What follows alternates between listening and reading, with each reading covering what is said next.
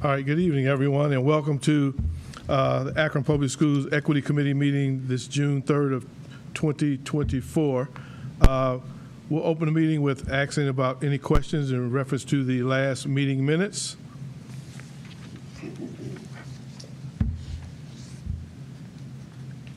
Any questions or concerns, comments? I just wanted to note that Mr. Keenan was also in attendance, and he's in attendance with us today. Because we have Mrs. Folk listed, who was also a guest, I wanted to be sure we noted that Mr. Keenan was here. Okay, we'll have the minutes adjusted to have Mr. Keenan's name on the minutes. Any other questions in reference to the minutes? Okay, if there's none, we will turn the meeting over to Dr. Chapman. Okay, thank you, Mr. Alexander. Good evening, everyone. At our last Equity Committee meeting, we promised to come back with an updated document on facility upgrades, maintenance, improvements, as well as some proposals. And what we've done, if you remember the spreadsheet that was presented with a lot of numbers and charts and things that I don't like to read, we have gone back and made some updates and tried to bring a clearer picture of completed work. Mrs. Hall asked that the donations be taken out of total dollars, as well as grants and proposed projects. So wanted to just, walk through this quickly with you, give you a chance to ask questions of our experts who are here. Joe Vasilati of the athletic department, Steve Keenan, our new director of facilities, and Deb Folk, business affairs. So I'm just going to walk through this, and you will see some new items too as we go along.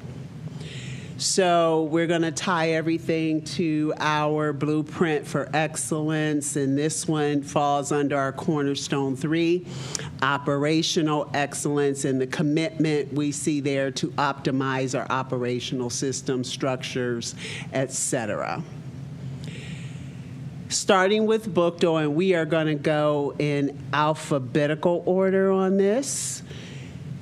You'll see here a list of completed work 2017 through 2024. And there are a couple of pages here of completed work beginning in 2017 with football scoreboard, competition gym, stadium bleachers, all the way through 2024 with field work, signage, and the regular maintenance huddle video. Joe, anything to add on the completed work? No, that's accurate. Thank you, Colin. Okay. Steve, Deborah, quickly. No additional comments. Okay, thank you. Board members, any questions on the completed work for Bookdo? Just real quick. I know we had the spreadsheet last time, and I was asking for numbers. Now we have this, so now it's kind of throwing me off because when I did calculations of like dollar amounts and money spent, we did not include 2024, did we? Was No, 2024 there was not may be included. some new things here. So that's the thing. Yep. It's making it look like more money has been spent throughout those years of 2017 to whatever year we stopped at. I think it was from the spread, and I don't have my paperwork with me. So it's making it real confusing to follow because now it's looking like all this extra money was spent. And I know when I did the breakdown from the spreadsheet, everything that we did before was it totaled less than $700,000. But now I'm looking at this and it's showing me Through over 2024. over because you've included a new year. So this is this is confusing, and it's, So let me explain, if I may, Mrs. Hall. Everything that you see in this presentation came from the spreadsheet. But Plus, 2024 was not. 2024 was not, and I wanted to show to date. I wanted to show all the way through what has been spent. I didn't want to leave any dollar amounts off. You saw last time a 5-year plan from 2019 through 2023, not including 2024, and I wanted every single dollar represented. That's why I'm showing this now. Okay. And 2024 means 2023 through 2024 fiscal year. Yes, it's FY '24 spent through today's date. Okay, I came in Yeah. expecting something totally different. Now I'm like, numbers are thrown off in my mind because I'm a numbers person and a spreadsheet person. And so, okay, I'll just let you guys finish. The spreadsheet really wasn't representative of everything that has been spent. Right. And that's what I wanted to capture to date. And when I say capture it, I mean not just from business affairs, from our facilities division and the treasurer's office. Okay. So we looked at wherever there was an accounting of money spent. Okay. So we go into donations, and you'll see here, you'll see a lot of similarity with the new turf football field donations coming from the Cleveland Browns Foundation. Is that correct, Joe? That is correct, Ms. Chapman. Yeah. And so you'll see that common amount under donations for the two fields where that occurred. Sorry, might I ask one clarification before you go on? So when you have the separate spreadsheet, it's additional money, not money that was accounted for because it's been completed, right? So these are donations, but this work has been completed, so this work is not also accounted for and completed. It's in the spreadsheet, if that's your question. Everything we put on this slideshow, except any of those 2024 expenses that weren't captured in the spreadsheet, also appears here. I mean, just in the previous slide. So this 763, that work might be completed work, but because that was donated completed work, is that 763 anywhere within this? This is completed work spent with general fund and or grants, correct? That's correct. Yes. Okay, so it's This is completely separate. donations Okay. outside of the district. We didn't pay for it, came from other funding sources. Does that make sense? Yeah.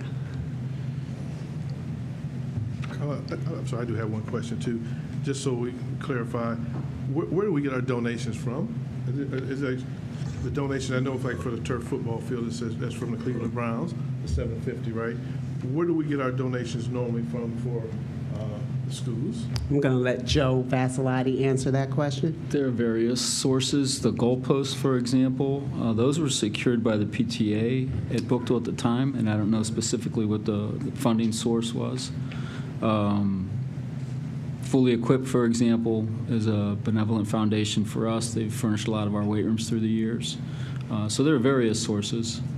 The Browns obviously have been the most significant lately with the 2 turf fields. Okay, and so some of these donations that we're going to be looking at, so everybody's clear, is donations that came maybe for the specific school and not all the schools. Is that correct? Yes, that's correct. Okay. And this one is just Bookville, Right, Mr. right. And you'll see the donations will look different Right, as we and go that's, through. that's why I asked the question of Yeah. where did they come from, because some may have come from the school, or come from PTA, come from here, and so each school is different. Yeah, Okay. and that's why I think Joe can best answer where donations are Right. coming from. Okay. I took numbers off the spreadsheet Got it. and wanted to make them clear for each school. Thank you. Grants. You'll see a common Dix grant for sports supplies across all of our schools. Now, the proposed, if you recall, and I'm going to turn it over to Deborah and Steve, but if you recall in the presentation made at the board meeting, the proposed is simply that, proposed, if we should have funding. And while we know we don't today, we still wanted to put down what we thought should be proposed at each of our school sites. So, Steve or Deborah, anything to add here? And there are a couple slides of this for Bookdale. I think that's the only, just to mention that there are more slides, so that what you see here is not the only proposed work for Bookdale Stadium, and it would be the same at all of the other buildings as well as we get there in the presentation. And I think the range is about whether or not you do both asphalt and rubberized, or just asphalt for the track. Correct. So the first line item, the asphalt and rubberized, so that would bring it to, because you have to put the asphalt down first to be able to put the rubberized surface on. So that first line, the 575 to 625, is to do just that. So then that would bring the track to the same materials and surface style as Ellet and soon to be Firestone as well, because their track is being rubberized over this summer. The second number, the 300,000, would be to just asphalt and line the asphalt like Firestone had been up to this point. Okay. Okay, my question, I have a There's question on that, Carla. Can you go back to the previous? People are watching, so Okay. that's why. On this screen right here, it doesn't dictate which Vasco and Perrin, which one of those quotes belong to those companies.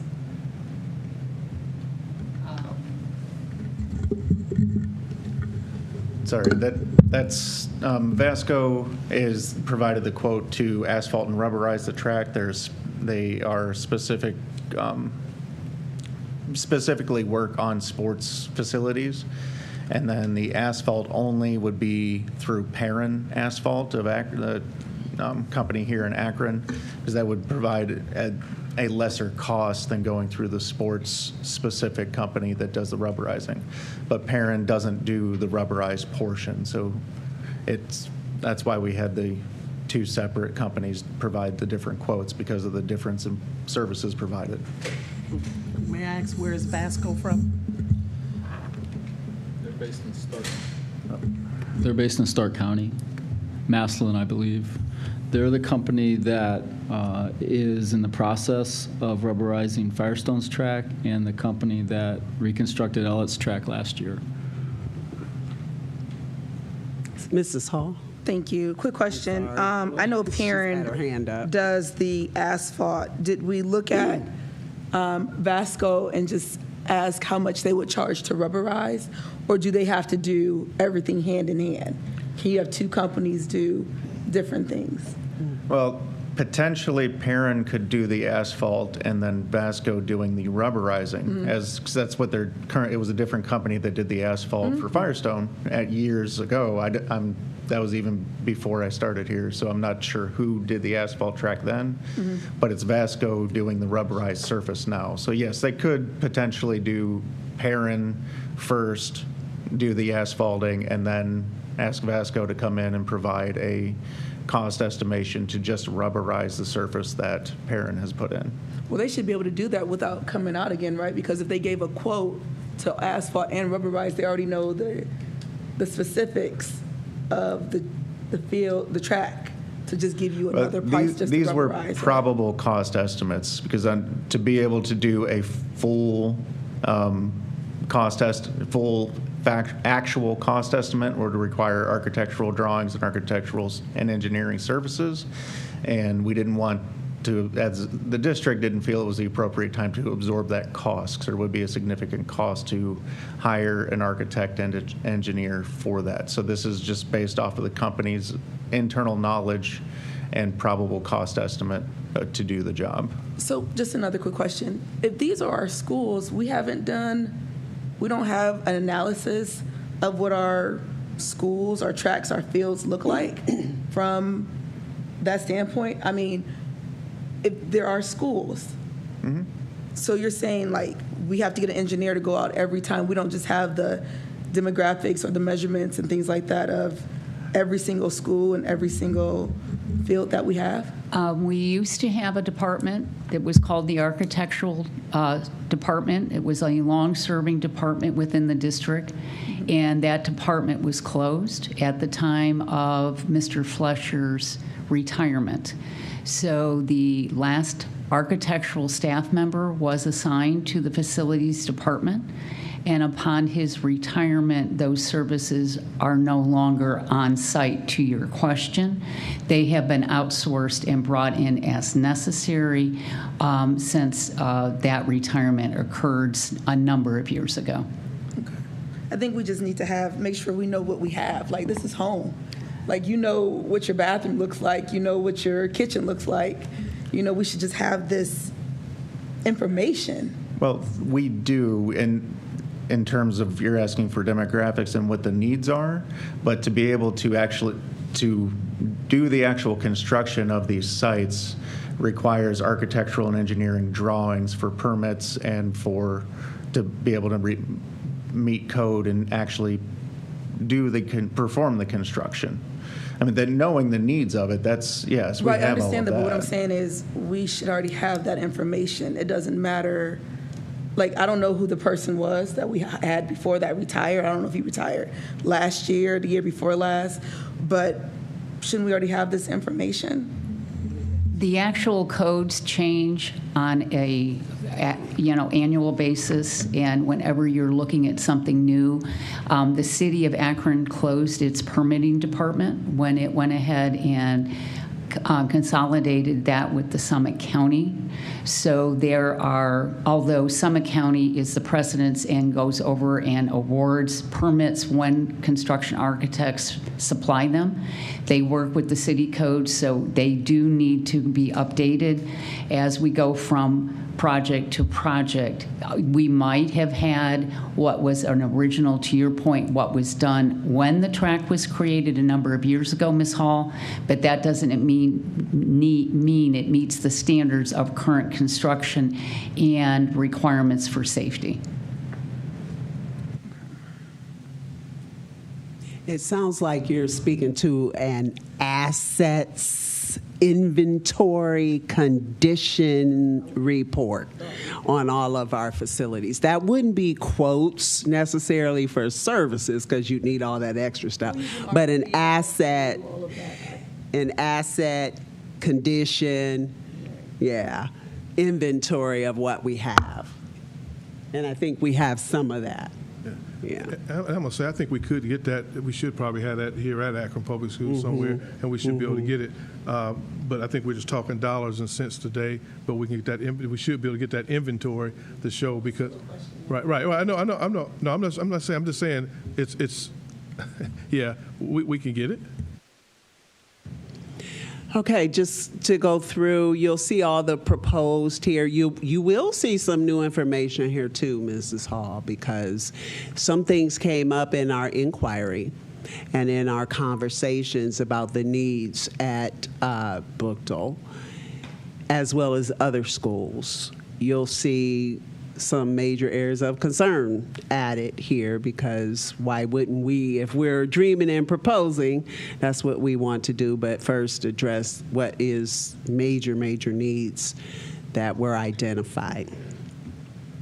Going to East, you see completed items there, starting with 2015, and I'm assuming that the 2019 to 2024 grass field maintenance is just an annual, regular, every year kind of expense for that particular field asset. It goes to a second page. You can see the completed work and what is ongoing as well at East. Any questions?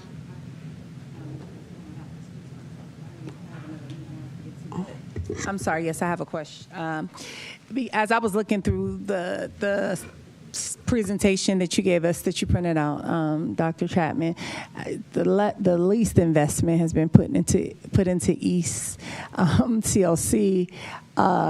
But the reason why this is triggering for me, because I thought I was following. I try to listen very intently when people speak, and so I thought I was understanding what Member Hall was saying, and then you spoke, and then others spoke, and so in the original conversation, I was understanding to mean like the term I'm going to use, which I don't think it equates here, is like a facilities manager, because in my position, a facility manager gives update yearly on the facilities and what may need to be updated.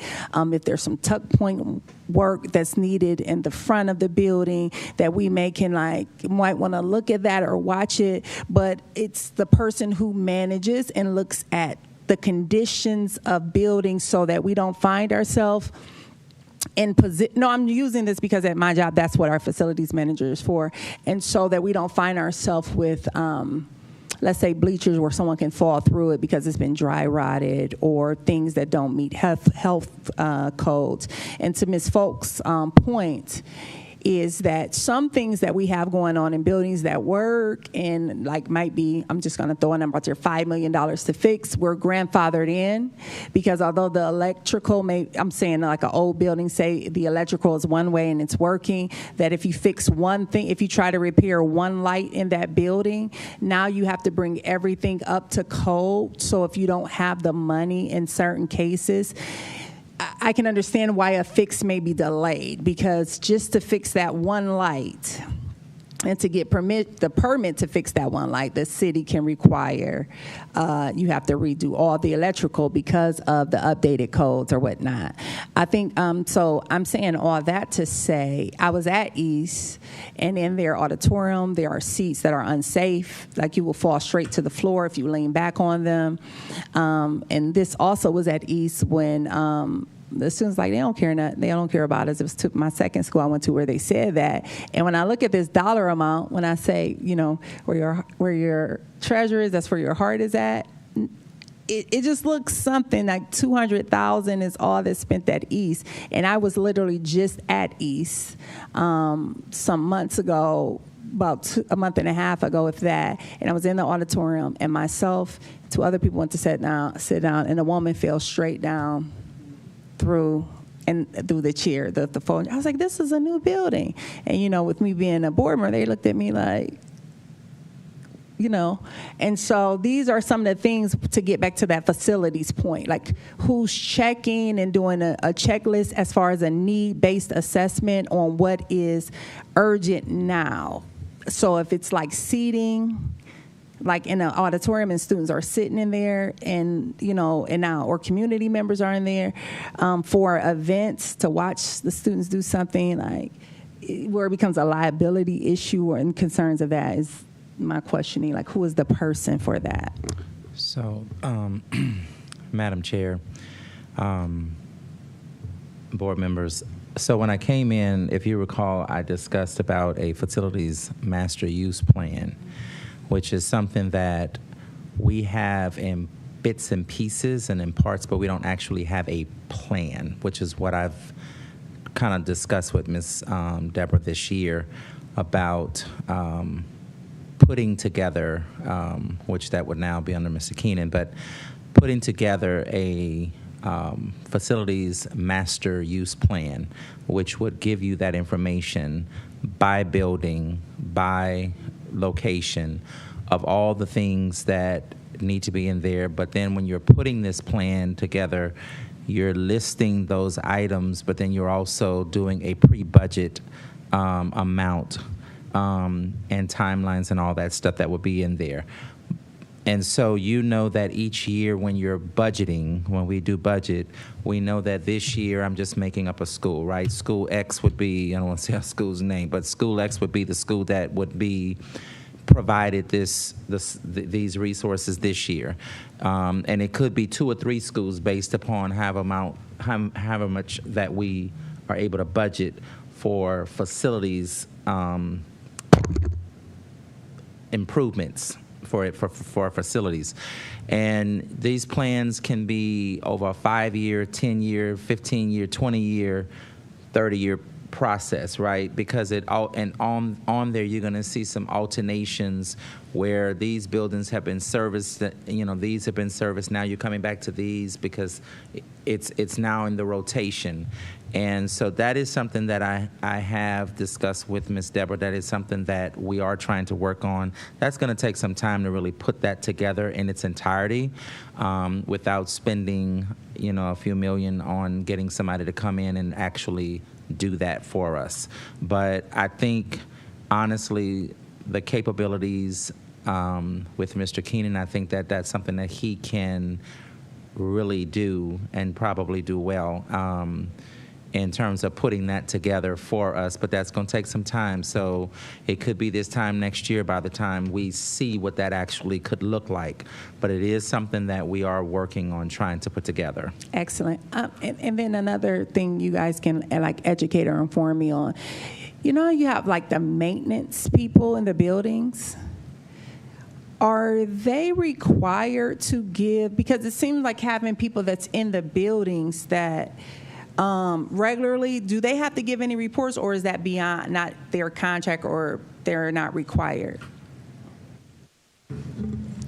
So for each individual building, the primary reporting of any issues within that building falls to the custodial staff within that building. And then the custodial staff reports it to facilities, and then we go out and assess the needs, or assess and then do the repairs that are necessary. Facilities itself doesn't have the labor power to be able to police each individual building every day. Yeah, that doesn't even make sense that they would. That's what made my mind go, wait a minute. It's because that makes more sense, that if there's maintenance people in the building, just what you said makes sense to me, that then they would draft the report, they would submit said report, and they should even be responsible to prioritize, because it doesn't make sense. I'm using the word, I'm in a very small building. So when I use facilities person, that is our maintenance person. That's why I said the wording, our facilities person is for our one school building, right? Mm-hmm. And it's really, it was what you would call the maintenance, custodial staff, right? And so it is a mechanism in place. We have something in place. It's just, I guess the question is the level to which it's being done with fidelity to keep you all informed at the point of this is what's happening in this building and this is high priority, versus you guys don't find out, or I'm just saying possibly, say you don't find out about it until a community member comes by or a board member says something because a community member said to them possibly that you didn't know. I didn't know it was in that dire. I had no knowledge of this level of condition. I knew of this because I was informed of this, and because of the scope of my job, I just want to be realistic about things that I think could possibly happen, and also the level of accountability to persons in the building that should report it if we have those mechanisms in place. Yes, and the principals and staff are able to report issues as well if they see them beyond the custodial staff. Unfortunately, there has been such a backlog of things that need to be done that we've been very reactive. And as Dr. Robinson had touched on, one of my primary focuses immediately, which I've already started in several large areas, is to become proactive. But in order to do that, I do need to consolidate all of the existing information to find out where we have holes in the information that we have, so that I can start to build that full program and move forward with it. But it is a tremendous amount of work with the building profile that we have, and that isn't to make an excuse, it's just to provide context. Having so many facilities in place in such large footprints, it's going to take a considerable amount of time and effort to get all of that information in one place, consolidated, so that we can build a very structured and time-scaled plan. Thank you. I see you have your sleeves rolled up, so I think you're ready for the challenge. Thank you so much. Just real quick so that we can get back to the numbers. We have people already in the buildings that know what's going on. So I understand this big picture of, having to do this A, B, and C. But if we already have people there that can give reports, we can start somewhere. We don't have to start with a new brand plan. We can start somewhere. And I know when I was in a few different schools, I'll ask about something. They say, well, it's been reported, but we can't do anything about it. You know, management saying not to do this or that. So it's not just them in the schools, it's also trickling to the top tier management to give them the okay to fix it. You know, I think a lot of these janitors, custodians want to see their building nice and clean and things fixed, but if they're not getting the ears of the ones making the decisions, it's kind of like, you know, I'm working, doing all this, that, and the other, but if I can't show my boss what's going on, if I'm not heard, things are still going to look the way it is. And then the community, which we are taxpayers, right? Putting money into the schools, you know, we're still paying for these brand new schools. You know, we don't like some of the conditions that our schools are in. So if we're not listening to the people that are actually doing the work, how are we supposed to move forward? I think Actually, Ms. Hall, I did want to advise, and Mr. Keenan Ms. would have Deborah, gotten give there. me a I'm sorry, second, Dr. please. Robinson. I think that, in all fairness, though, I'm just getting here. So a lot of this You've been stuff. here for a long time now. No, but I'm just seeing some of this stuff. I'm just being made aware of. There were projects that were planned before I got here to be done this summer. I was not here when those projects were planned and things to move forward. So there was some cadence of work being done. What I was asking for was pretty much what you're asking for now. Like, right, we would like to see all the projects that have to be done across the district, but in order for that to happen, it's got to be consolidated into something that we can manageably look at and begin to budget for.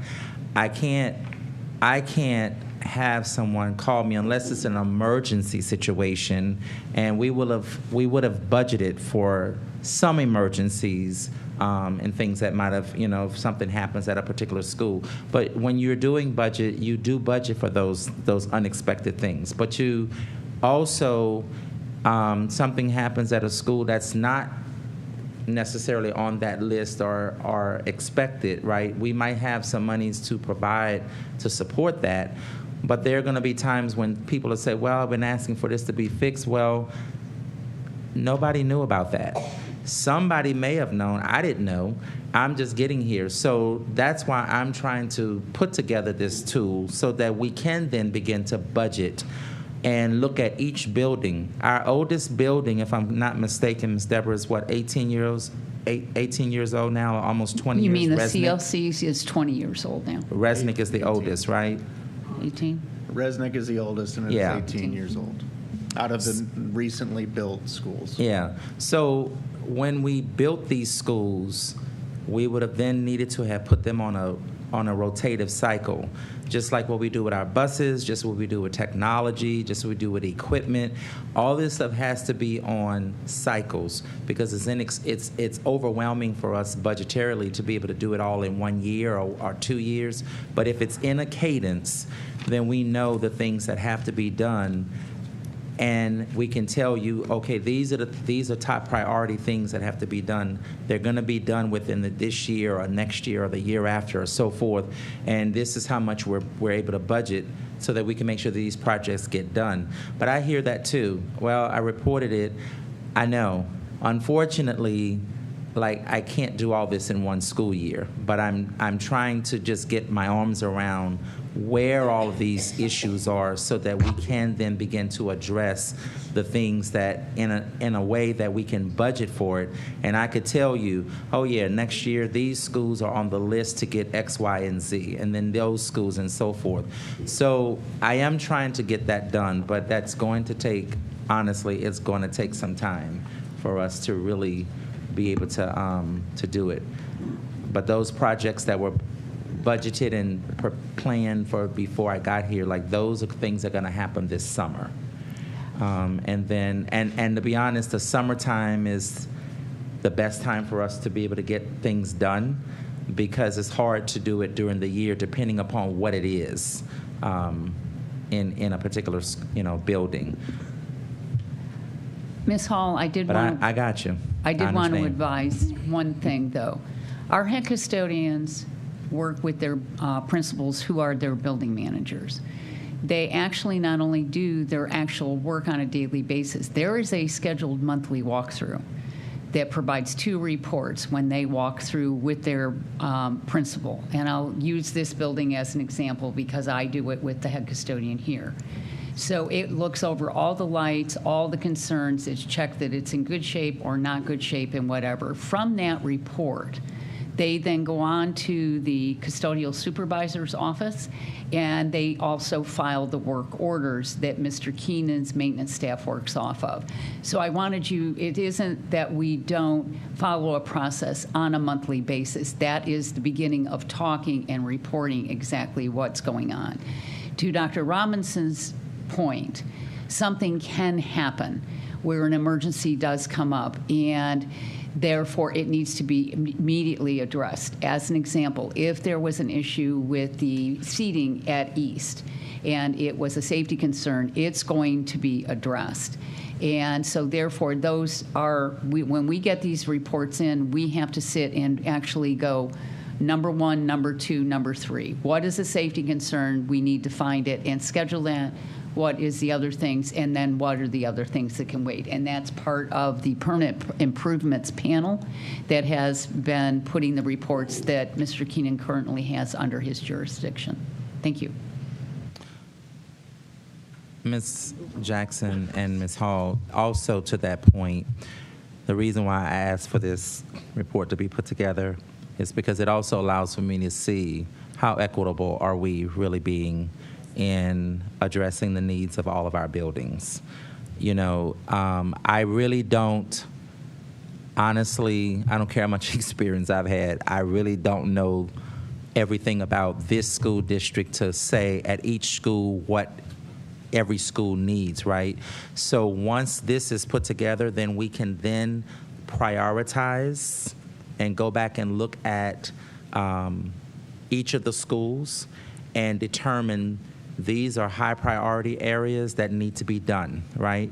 So for example, and you're totally correct, at East, just as a person coming from the outside, I haven't seen, some of the same facility things in terms of athletics and stuff, because at one time I didn't even know if East had a field. I didn't realize that was their field. So, but I recognize that.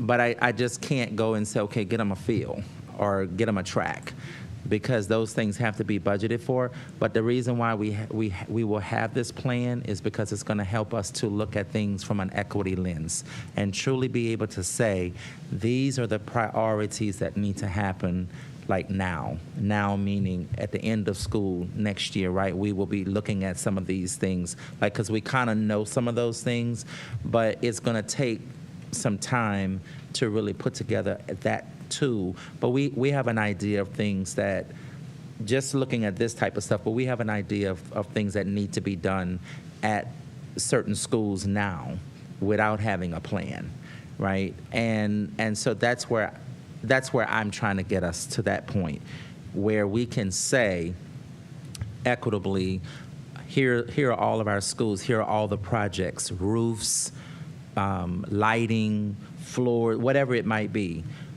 But then here's a school that hasn't had in 2, 3, 4 years, right? We know that these things need to be a priority.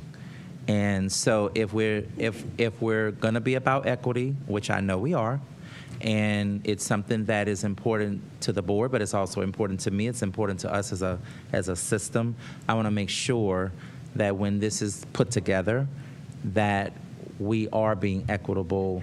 And so kids have told me too, that, you guys don't care. I do care, but I'm just getting here. And so it's going to take me some time to be able to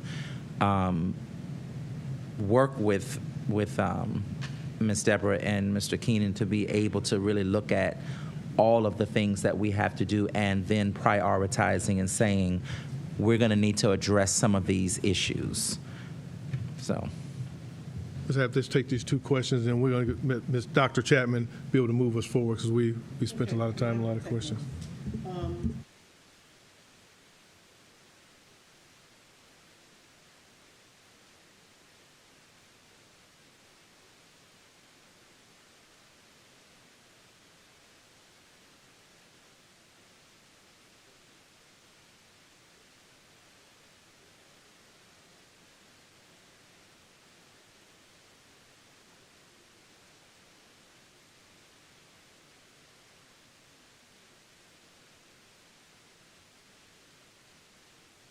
Because the costs are so different. Approximately 5 years ago, we had to start outsourcing field maintenance. We just were understaffed in APS, and so we couldn't do it inside. So there are two primary sources on the outside. There's Lewis Landscaping, and they fertilize and they fill in holes on our grass fields. And then there's field lining that needs to be done, of course, for football, soccer, and so forth. And Ace of Diamonds is the field lining company we've used the last couple of years. So that's why you see varying costs per building. For the huddles, the huddle costs are the same every building. That's a video service that all our schools use. But the grass field maintenance differs based on how many fields need maintained at a given school, how large the fields are, for example. Garfield, for example, their grass field's only 60 yards long versus East, that's 100 yards long.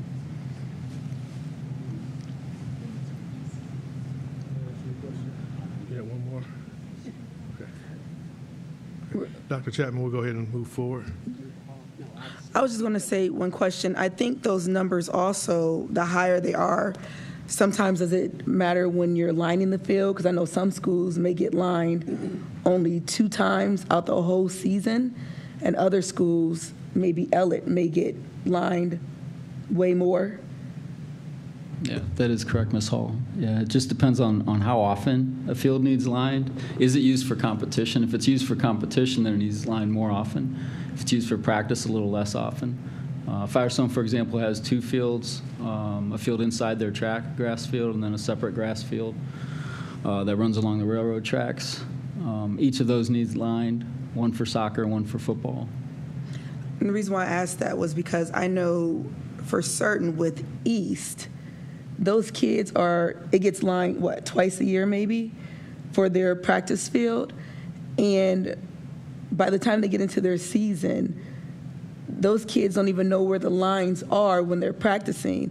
So when they get on the actual field, they're confused because we don't, make sure that those fields are lined with numbers and right, and that's everything improved else that the last needs. couple of years. You're right. There was a Well, time I a just while heard that back this was when we last didn't year. outsource, when we were understaffed, and they weren't being lined as often as they needed to be. But that's been better the last couple of years. Obviously, with the turf fields, it's beautiful because those lines are permanent. Right, Yeah. right. One time they're done. Yeah. With the funds that we spend, are we able to hire in-house to make sure it's done? I mean, we're outsourcing tons of money to other companies, but if we had our own department or people to line, wouldn't they be able to do it? I will defer to Steve. To that point, it would be absolutely fantastic to be able to do that in-house. Coming from managing the grounds department, who we did the field lining as we could, but we're just simply understaffed. A lot of this grounds maintenance items, including any of the athletics, is very labor intensive, and there isn't any way to automate most of it. It just takes a very large amount of people to accomplish these jobs. So therefore, we need a very large department to be able to handle the scope of work that is needed. And unfortunately, with the budget constraints that we have for staffing, we're unable to add more, or at least is my understanding, unable to add more people in the grounds department to take care of that. But we would, as an organization as a whole, and myself personally, I would love to keep all of that in-house. I mean, that's money that's kept in the community. That's generally people in the community employed by APS as well. And it helps to grow a lot of community pride. Well, to say, hey, we're doing all this ourselves in-house. I mean, that it's a win-win. except for not having the actual funding available in the district's budget to make that happen, as I currently understand it. Well, just last thing to piggyback on that, if we're paying, Mrs. Alexander just mouthed off a few numbers, totaling to what, almost 200,000+ that we're spending on this type of stuff. I mean, if we had that in-house and spending our own money in-house with people and product. To be able to bring the staffing level to where we would be able to do that in-house, we would need to double the size of the grounds department, which would be, that would add over $1 million to the annual budget. As far as labor, so I've been tracking that over the last several years and breaking down the numbers as best as I can and getting averages of that, and that's what it breaks down to as far as how many labor hours would be available if we added X amount of people versus this is how many labor hours are needed to complete this job.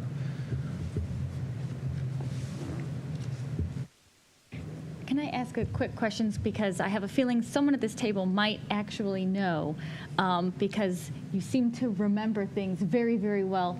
But for me, just for context, I know that we don't have the same number of students in each building. Is there an I tried to look on our website and I couldn't find it readily. Does anyone know approximately how many students are in each building? Are we talking high schools at this point? I think if I am in this, if I had brought the cluster report, I could tell you off the top of my head. I think there's around 700 to 750 at Buchtel. East is about 800. East. Ellet has close to 1,100. Now, it's a unique campus at Firestone because you've also got Litchfield. So Firestone has 1,100, and I think on that campus you have close to 800 on the Litchfield side of the campus, and they're using the same fields, okay? That gets me to Garfield, and I think it's approximately 850 to 900, and that gets me to Garfield. That's Kenmore and North. I think North is close to 950 to 1,000. So each one is uniquely different, and each of the assets is different. And I could be off on those, but those are what I can remember. And the usage is relative to what is the amount of teams that each school has, which you are aware is depending on the student interest in being able to field those teams and those particular clubs that also support those teams. Very helpful context, so thank you. But if you ask for the cluster report, it runs weekly and we could give it to you. Thank you.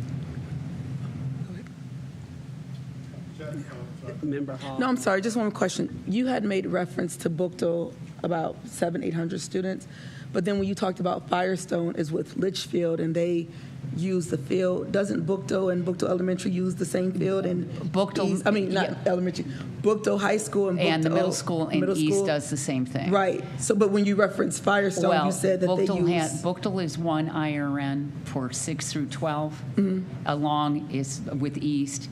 Firestone and Litchfield are two separate IRNs, but you are because correct. They have separate principals. Is that when we talk about the difference? No, they're one school. It's a high school that is 6 through 12. There is no middle school for Buchtel. There is no middle school for And see, as a resident, before running, we're thinking that Buchtel Middle School is separate and Buchtel High is separate. So I don't even think the regular normal. Well, I'm not gonna say we're normal, right? I'll speak for myself, but I don't think the community really realized that Yes. Buchtel is one Campus, and so is East. Thank you for that. And so for clarification too then, when you said 700 to 750, that's for the 612 building? That is correct. So that is combined. So I hope we are all feeling encouraged that we are having these kinds of discussions, because that is why we are showing the information, so that we can be transparent and examining what is, right? And so that equity lens is all about thinking about our systems, our practices, our processes. And so as we're looking at this, we should be asking these kinds of questions. We should be thinking about other things that perhaps aren't here that need to be talked about, like how many students, what is the frequency of maintenance, what is the report going to look like? And this is just athletics, right? So we're not even talking about all physical assets. So going on, you can see grants for East again. You know, one could ask questions. Why only so few at East? Is it related to not having a grant writer? Is it related to, there are all kinds of questions that could be posed as you look at numbers. Numbers don't tell the whole story, but I wanted to be clear about what was in the numbers. And then going to proposed, you can see there are 3 items that are proposed for East. We don't have quotes on any of them, but essentially this could become a task for our new facilities director to get some information about what it would take to do these things. You can get to Elliott here and see completed work. And it does say 2017 through 2024 again, Member Hall, because I wanted to show all items spent. And there are several pages here. And so again, we could ask all the questions. Why? For what purpose? How did it all come about? Who uses the field? How the field serves the rest of the district. And you can ask other questions about other schools and their needs in the same categories. Any questions there on Elliott? Donations for Elliott. And if there are some things that need to be highlighted, Deborah, Steve, please let us know. You can see grants here for Elliott.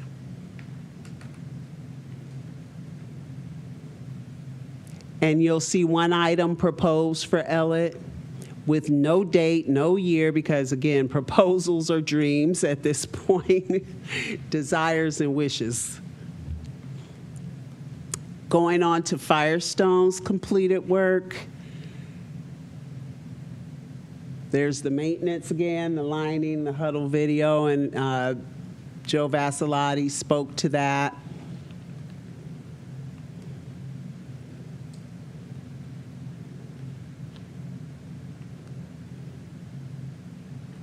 Donations for Firestone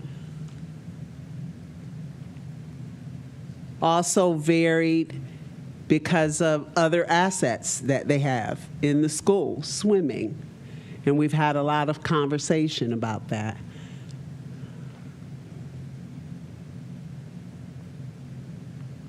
Batting cages. You can see Firestone's grants.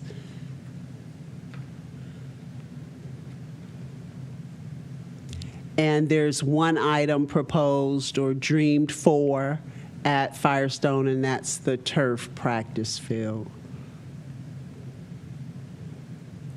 Moving to Garfield, and you'll see the asterisk there because we were actually providing maintenance, upkeep, and upgrades at the old Kenmore location. It's listed Garfield because we're in the new school, but that means that that work actually took place at the old Kenmore Stadium prior to 2019.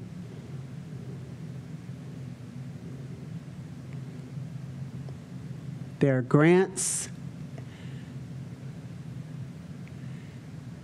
and there are some proposed items specific to Garfield at Kenmore Stadium because, and I'll let Joe Vassilotti speak to this, there is a desire, a dream, a wish to have more field space. in our district, and we do not have field space at the current new CLC, but we do have a Kenmore Stadium. Joe, anything to add there? Garfield makes regular use of the Kenmore Stadium for practice as well as games. Of course, it's not convenient for them to travel, get back late, you're cutting into homework time if it's a school day and you have practice after school and so forth. But they do make use of the Kenmore Stadium, which actually the grass field's in fantastic shape right now. Our schools are in a pinch because if you look within our district, of course, we're talking equity. And for example, until Firestone now receives their rubberized track, we were only able to have track meets at Ellett because they're the only school with a rubberized track. And that's for not only our high schools, but our middle schools to have track meets there. In terms of stadiums, we have 3 stadiums with Ellett, Bookdale, and Kenmore. So we have 3 schools without, full-blown stadiums as well. And I just want to highlight a recent state track meet because I'm looking at Garfield. I'm thinking of Marquise Smith. Marquise Smith is a graduated senior who finished second in the state track meet this past weekend, jumped 6'10". And Bookdale's 4x200 girls relay team won state. And I mentioned that to highlight those kids, but also to highlight the fact that none of them practice track at their school. Garfield doesn't have a track, obviously. Bookdale's track is in such a state that they don't practice there. They go to Miller South. So we have some amazing kids who do great things with limited resources right now. I just wanted to point that out too. But you're right, we're making use of Kenmore Stadium. We'll continue to do so. Thanks, Dr. Chapman. Questions, board members? I see so far we haven't did North yet, but we already know what that looks like. But I'm seeing lights at the other schools, stadium lights. And I know we talked about this last month. Was there ever an RFP put out or anything to find out how much lights would cost? The last time there was a quote and a design, it was for Bookdale. It was done at the request, and GPD put the plan together for just lights. And this is prior to COVID, and it was close to $600,000 just for lights. If you did another upgrade and moved the stadium, to its correct location and some other things, it was several $1 million to do that. But again, the lights was what we were asked to do, and GPD did a nice job, but I don't know that current pricing or structure would be able to be replicated for that cost at this time. So Ellett, didn't we just do new lights at Ellett because of, the bulbs being outdated, and that was Yeah, it's the fact that it actually $226,000? had lights already there, and the structure was deteriorated, and we could no longer maintain it. And and if you were going to try to fix it, you couldn't get the parts, so Right. it was time to upgrade what was already existing there. Okay, so are they taking down structures and Yes, putting new structures and putting up? new structures And up. that was $226,000 Yes. at Ellett, right? Yeah. So being at these other schools, and you're stating that it would be, You have to start from scratch because there's not electrical service, there's not power cords, there's not other things. You'd have to build the structures. And at Bookdale, the last time it was looked at, it was around $600,000 just to do the lights.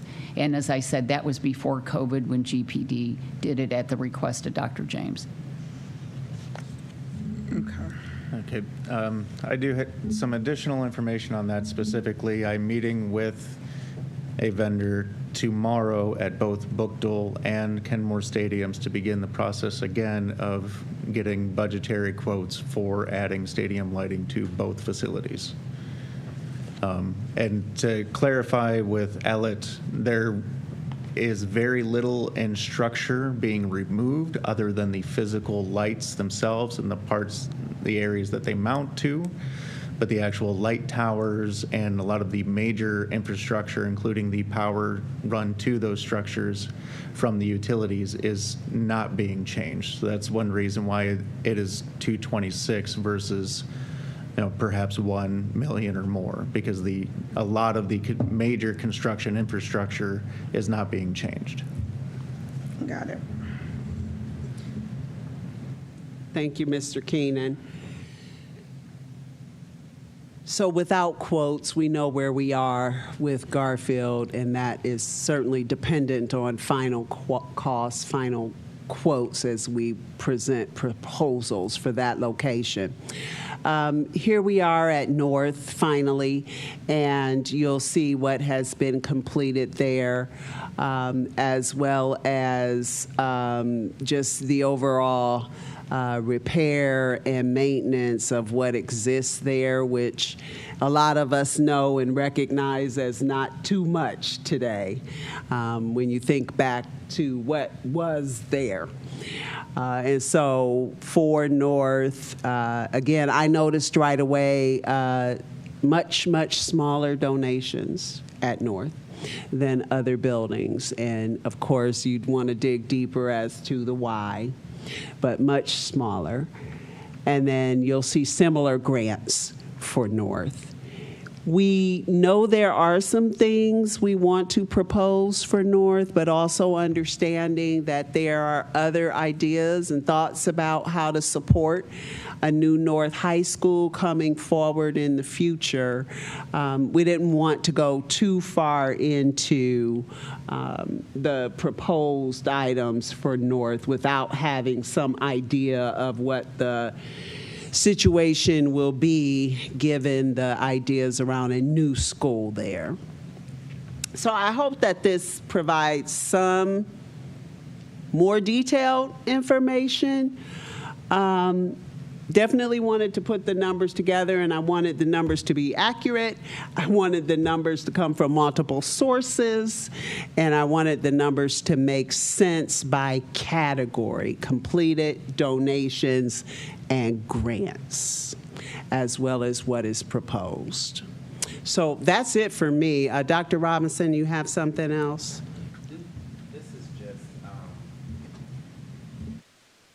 This is just a thought that, you know, when these COCs were built, I don't know all the history, I wasn't here, but I know that Elliott is a school that where all of our, it's a competition school, am I correct?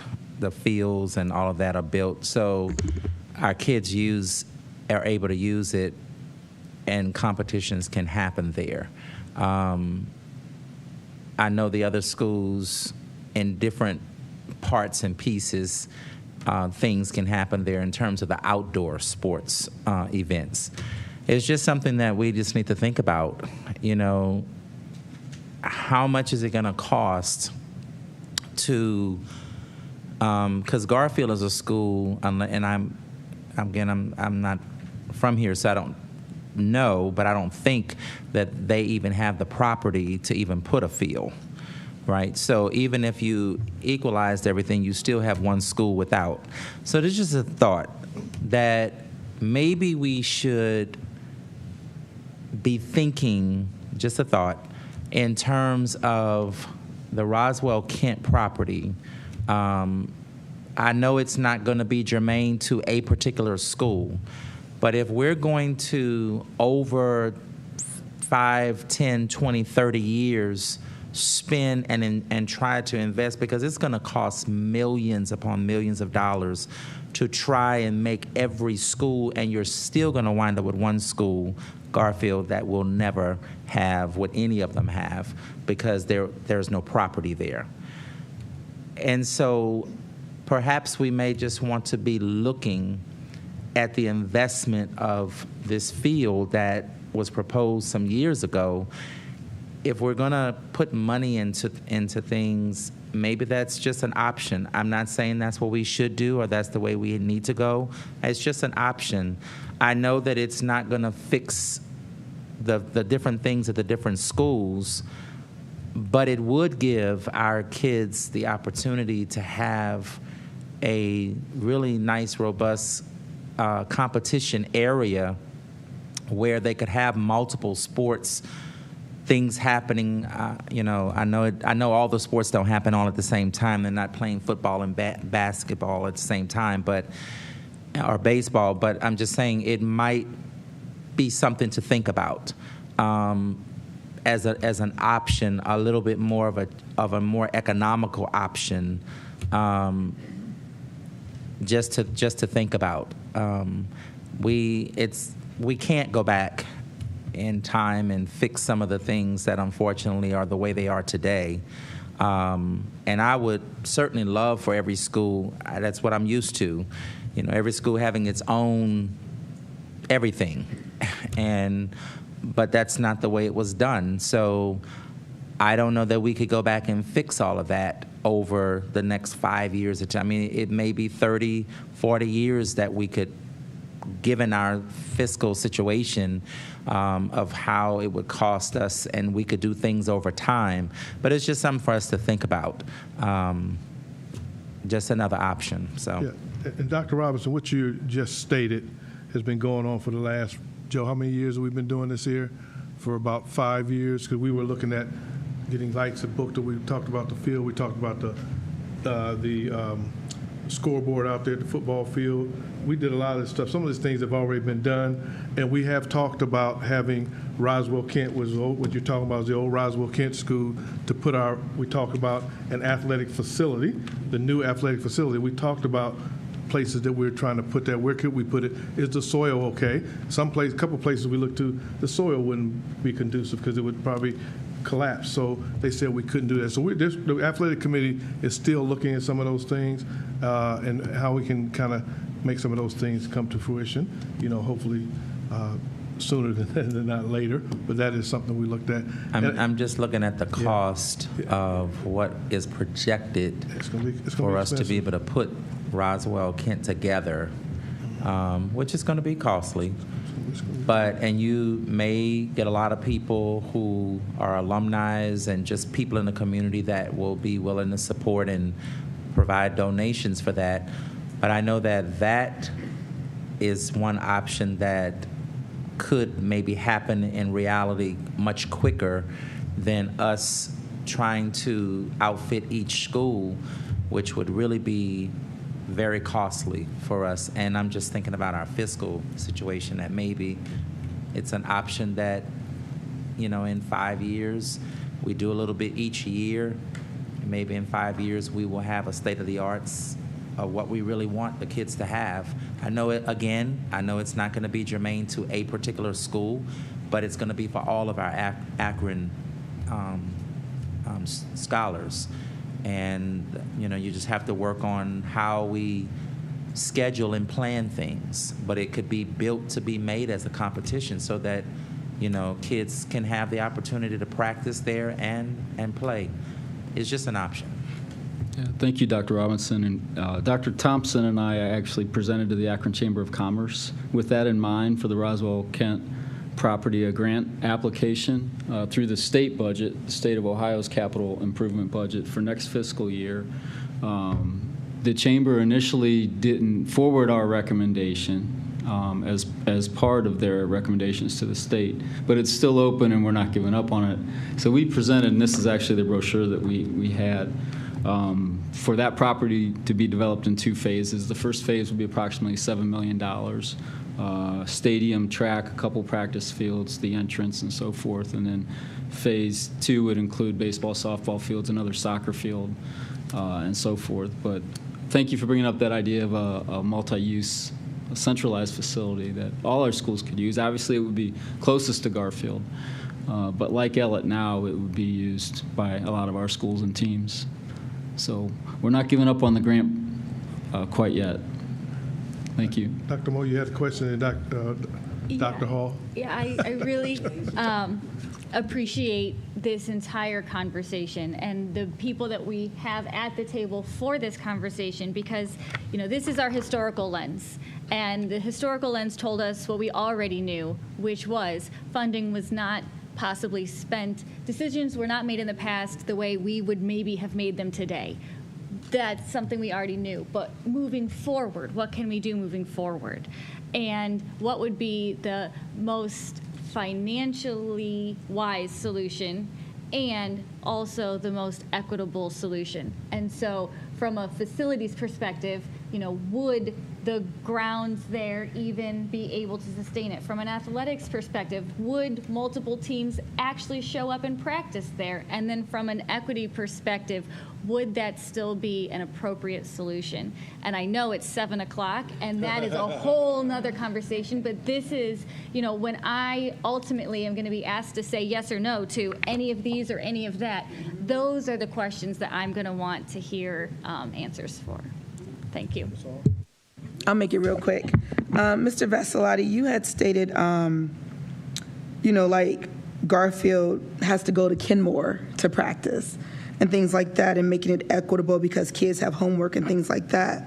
Well, when we look at East that may have to play every single game away, right?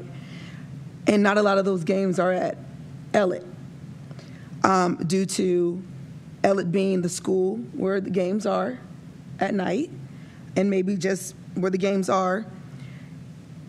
Then you have students that practice on that field too that go to Ellet.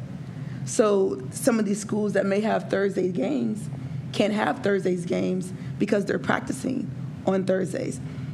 But then these kids have to travel out of Akron, here, there, different cities. They have homework too, right? They have to study, they have to get home, they have to prepare for the next day. So with that being said, is since Ellet is the school where everyone has to go and play, what about we make an exception for Ellet to be able to practice somewhere else on certain days, like Thursdays, to give another school an opportunity to have their home games there versus having to travel all over the place? That's a great point, and it's something we've looked at just in the past year, that now that the baseball field is built at Ellet and the grass has settled in, the football team the Ellet's football team will use the baseball field outfield to practice on certain days when there are competitions scheduled after school on the turf field. But is it first come, first serve? Like, Ellet makes their schedule, another school makes their schedule? No, we set the city schedule, the league schedule. Okay. Here, and they set their non-league schedules with some help from us if they ask. I should point out too that we do have a lot of teams using Buchtel's Stadium field too, their turf field for football in particular. Of course, it would be conducive to soccer as well.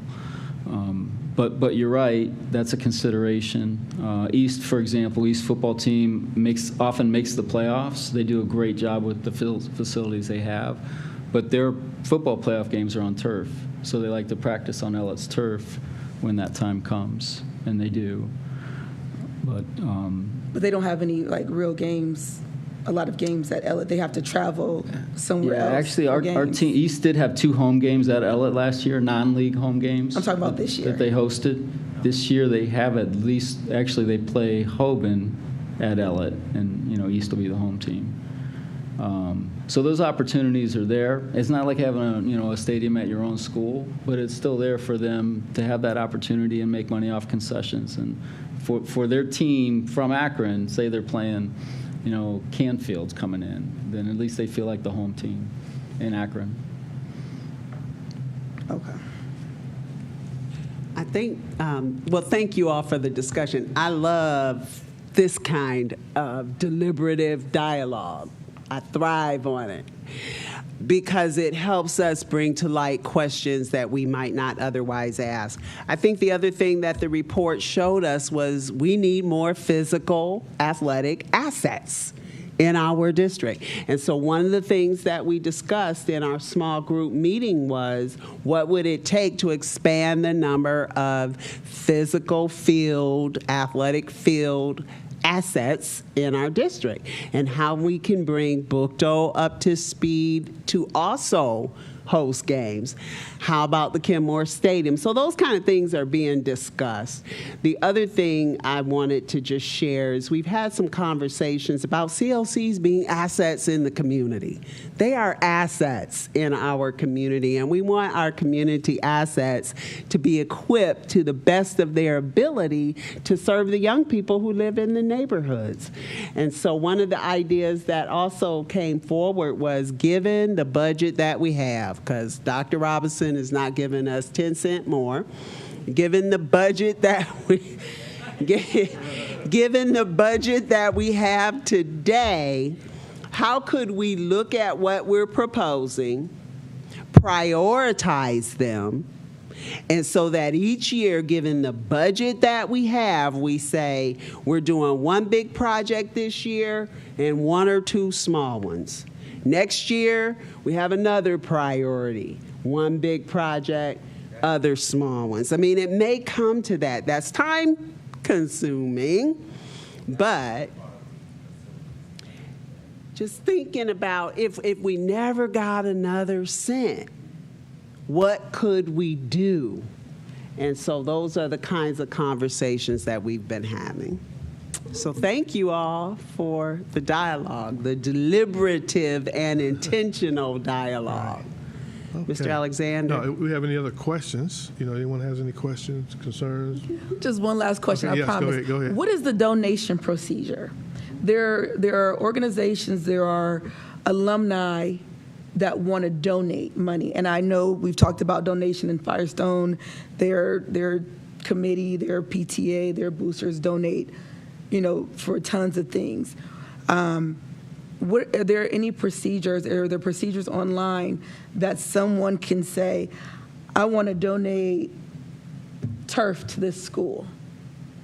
Me, individual, graduate of whatever school, I want to give $1 million to this school. What are those procedures? It depends on actually how you want to do the donation. So you can donate, say you had $1 million and you wanted to personally write a check to APS. You can do that as a cash donation, which you see in your agenda, and then it is placed into the fund that would be set aside for that, because you always put in what you would like the donation to be used for. There is another possibility, and it's the Akron Community Foundation. You can donate to the foundation and designate that donation to be used at Akron Public Schools for a specific item. That tends to be scholarships, but that doesn't mean it couldn't serve as another item. And then we get company donations similar to Fully Equipped. They approach the district. LeBron James's foundation has approached the district, and they sometimes do it kind of a couple different ways. They will come and say, like Fully Equipped says, we would like to help you. What is your priority? In the case of another foundation that came through LeBron James Family Foundation and some of their partnerships, they were specifically walking in and saying, we have a donation of this. And this year we're picking, say, Garfield uniforms, or we're picking East uniforms. So it's a variety of ways in which it works, and Mr. Basilotti does a great job in trying to help navigate some of those that are very I will say equipment donated, items that come directly to the district as opposed to a cash donation. Okay. Cash donations are always handled directly through the superintendent's office, and then you work with the superintendent and the treasurer to determine what fund it goes into once the cash donation has arrived. And what's interesting is if you donate a cash donation and it's set up, then we can take the power of our purchasing and service-oriented outreach to vendors and stuff to secure the best price for whatever those items are, if that's how it goes. Okay. Does that help? Yeah. You're welcome. Okay, any other questions, comments, or concerns? All right, if there's none, thank everyone for being here at the meeting this evening. This is a good meeting to have a robust conversation and get information out, and so that the community can understand. We thank the community for those who may have been watching this evening for watching, and hopefully we can continue to do the work that we need to do for Akron Public Schools and our students that we serve. So with that, we will close the meeting. Everyone have a good evening.